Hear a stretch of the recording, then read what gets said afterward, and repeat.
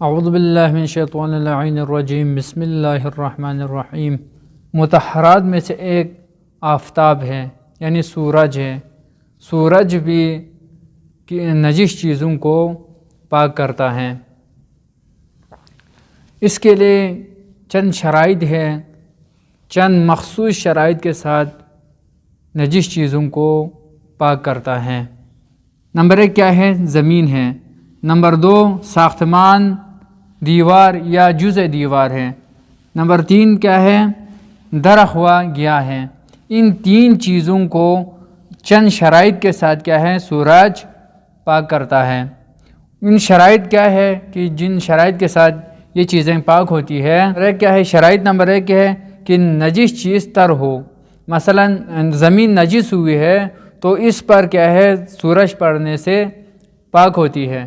لیکن اگر وہ زمین خشک ہو، خشک نجس زمین پر سورج پڑنے سے وہ پاک نہیں ہوتی ہے۔ دوسری شرط ہے کہ فقط سورج نجس چیز کو خشک کرے۔ تیسری شرط ہے کہ عین نجاست نہ ہو، جس چیز پر سورج پڑ رہا ہے وہ کیا ہو؟ اس پر عین نجاست نہ ہو۔ اگر عین نجاست ہو تو جتنے بھی کیا ہے، جتنے بار سورج پڑ جائے وہ پاک۔ عین نجاست نہ ہو تو وہ سورج پڑنے سے پاک۔ چوتھی شرط ہے دھوپ کے لیے کوئی دوسری چیز رکاوٹ نہ بنے۔ اگر کوئی دوسری چیز دھوپ کے لیے رکاوٹ بن رہی ہے تو وہ کیا ہے؟ پاک نہیں ہوتی، وہ چیز پاک نہیں ہوتی ہے۔ مثلا بعض اوقات کیا ہے؟ سورج کے بیچ میں بادل آ جاتا ہے، بادل چھا جاتا ہے، تو بادل کی وجہ سے کیا ہے؟ سورج ڈائریکٹ اس چیز پر نہیں پڑ رہا ہے تو اس صورت میں یہ پاک نہیں ہوتا ہے۔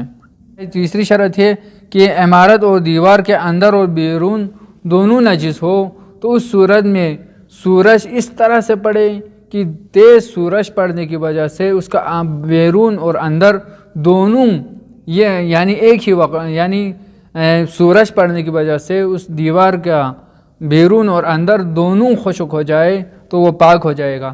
اگر کیا ہے سورج پڑنے کی وجہ سے بیرون والا خشک ہو جائے، اندر والا ایسا خشک نہ ہو جائے تو بیرون والا پاک ہو جائے گا، اندر والا پاک نہیں ہوگا۔ یعنی یہاں پر کیا ہے؟